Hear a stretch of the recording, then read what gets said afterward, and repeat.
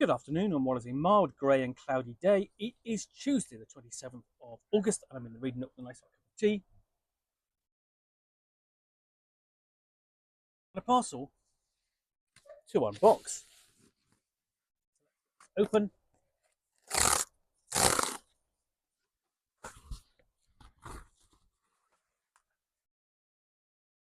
Out. Okay. So, this arrived. I was talking to the publisher about this week, and it has arrived.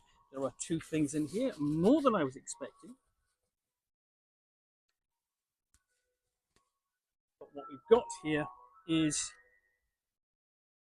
a box of maps for use with your role-playing game. But basically, this is 1985 Games presents Jungles of Dread. Dungeon Craft works with wet, dry arrays, markers, hundreds of terrain pieces to enhance your game. The world is yours to build. Complete your jungle collection with a companion book, Fallen Kingdom.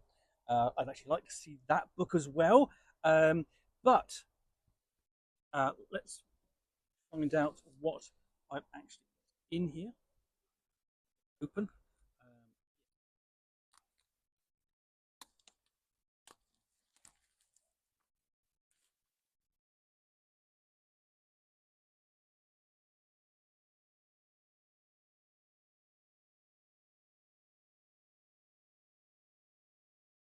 And the first thing you see is how to use Dungeon Craft.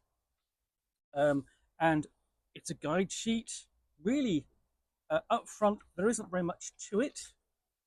So, it says, cut out pieces. Note cut the dotted lines, and do not cut the solid black lines. Simply place the piece on the map and play.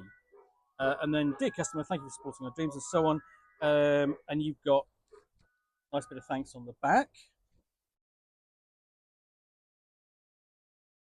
And then what you've got is this big, thick sheaf of items, which I will show you. Fingers under the plastic because there we go.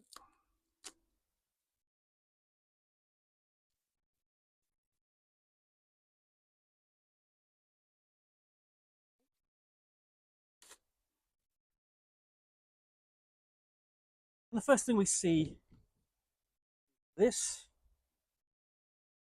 double-sided. And this is, you've got this in 2 centimeter to 2.5 centimeter or inch square, inch wide squares.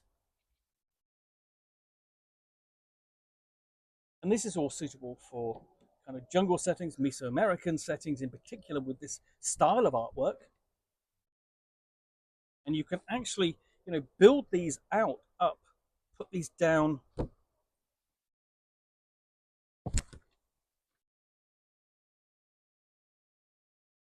like that to create a wider area, because basically not just of,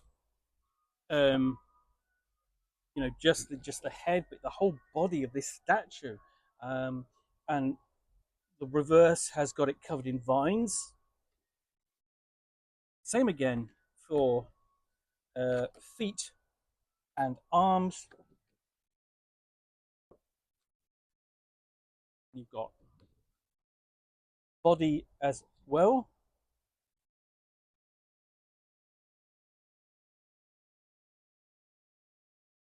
And then you've got a set of a camp. So what's really neat about this? Sorry. So if I show you this, first off, we've got the large tents, small tents, and you've got some miniatures there, counters. And then when you flip them over, these, you've got these sort of like, these are almost like at night, so on.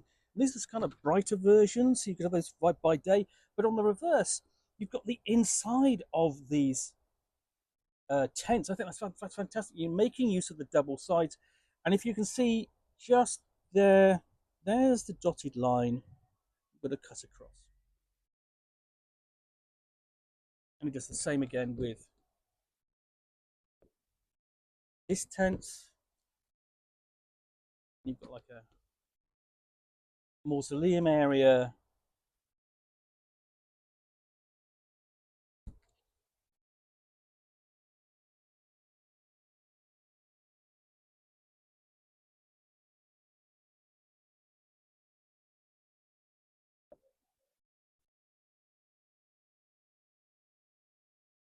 And these are on sturdy, glossy card.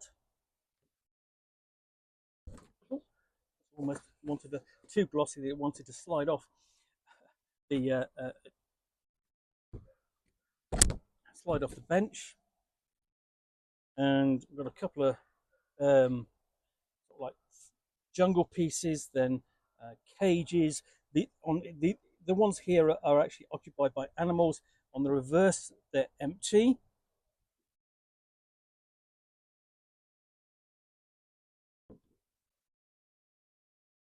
So snake statues, pools. You've got a trunk there. Again, on the reverse side, you have it covered in vines. And then continuing the trunk, you've got that, and then you have flowers there of various hues. More and more of this trunk and the flowers. And here you've got sort of like some kind of bat-like or dragon-like creatures going deeper into the forest.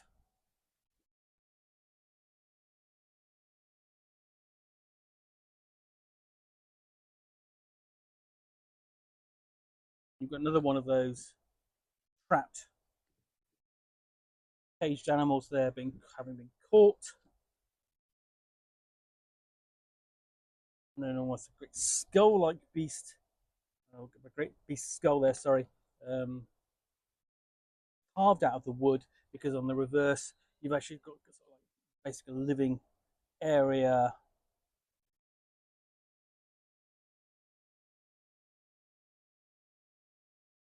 Jungle paths.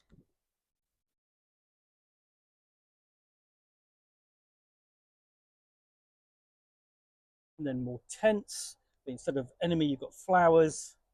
And some of these tents are basically got interesting. So what you've got more tents there, but what you've got on this side is flaming tents, and then ruined tents on the other side. I mean, the attention to detail just sort of, they really put a lot of thought into this. It's fantastic.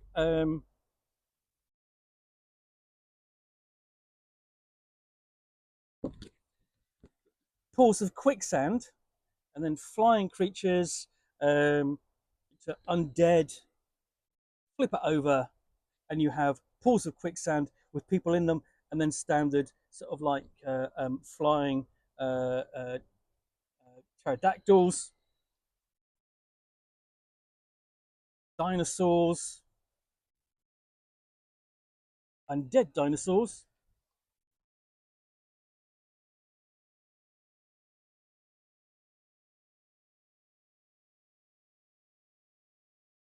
And you've got like a small plateau with a building on it, and then um, essentially, and then sort of similar again. You've got a cave system at the top of the plateau.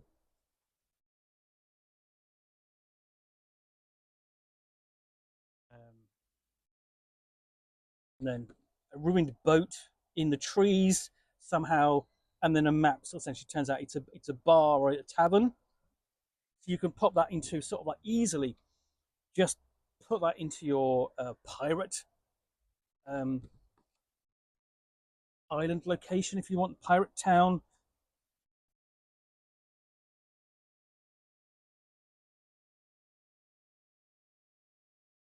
Basically, a great stump, a tree, then a rock pool location.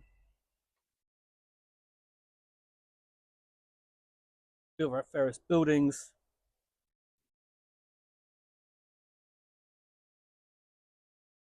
and yet more buildings, more dinosaurs. You know,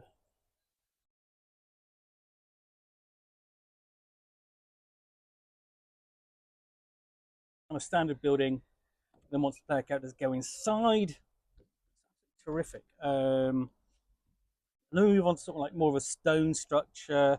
Um,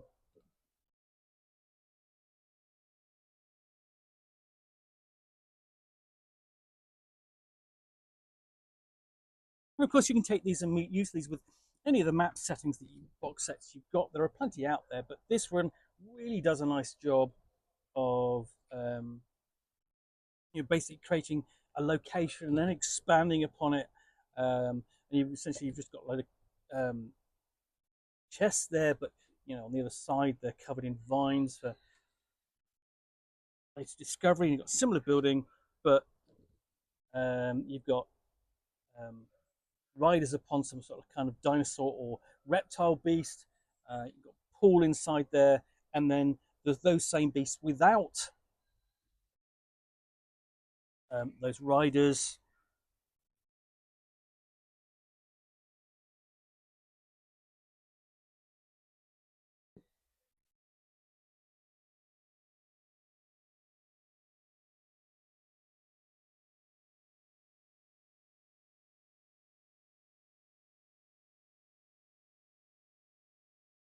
So yeah, got a huge thick sheaf of these. I'm just going to see if there's anything more. What else we've got in here, rather than showing them all, because see if there's anything really that does kind of stand out.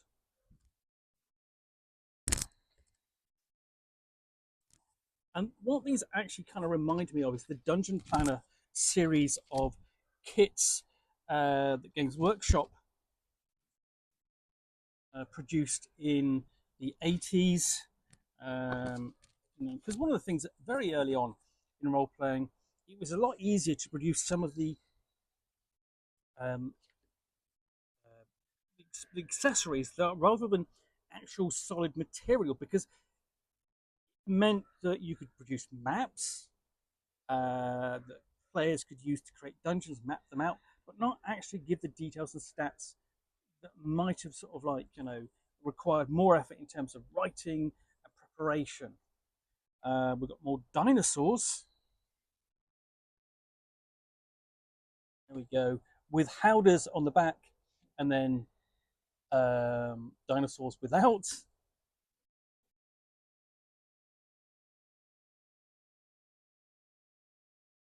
Similar again, absolutely terrific. Comes to a close, you've got these great beasts. So you've got like a great rock color, and you've got velociraptors there, classic um, pack hunting dinosaurs, and then undead versions.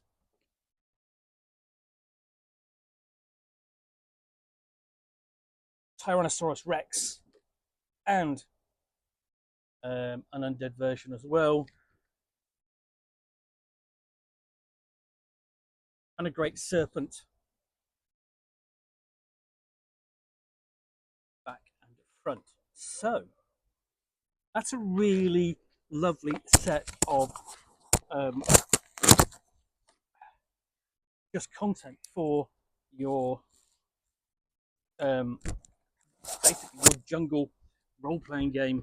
So basically your jungle scenarios. Um, but the thing is, all of these are you can write on, wipe off, so they're clean and tidy, and they are easy to use. Um, Artwork is fantastic. If you're running a campaign in a jungle environment, this is absolutely, I think, what you want to support your campaign, especially if you're using miniatures. Yeah, really think that's a really nice set. And of course, it's compatible with the Fallen Kingdom Companion Volume. Hopefully, I might get to review that. But this is a great support as a starter set. And Then you've got a general kind of battle maps as well, and and this is the jungle 4 pack, but I'll look at that at another day. So that is the Jungles of Dread from 1985 Games presents, suitable for any fantasy role-playing game. Even if you're, for example, if you're doing a pulp action game as well, Adventures of Indiana Jones, or that style of game where you're using miniatures as well. So yeah, really like the look at that. Anyway, do hope you enjoyed this unboxing in the Nook. If you did, then please do click on the like button down below. And of course, if you've got any comments or feedback, I do appreciate you taking the time to post those. And lastly, if you want to be alerted to get more unboxings in the Nook, where you'll see me out here with a package containing a book or game or role-playing game, which I will unbox and chat about to the best extent of my knowledge for roughly 10 minutes or so, or in this case, an accessory, all of course accompanied by a nice hot cup of tea, then please do click on the subscribe button down below. Thanks again for watching another unboxing in the Nook. I'll be back again soon with another one. Bye for now.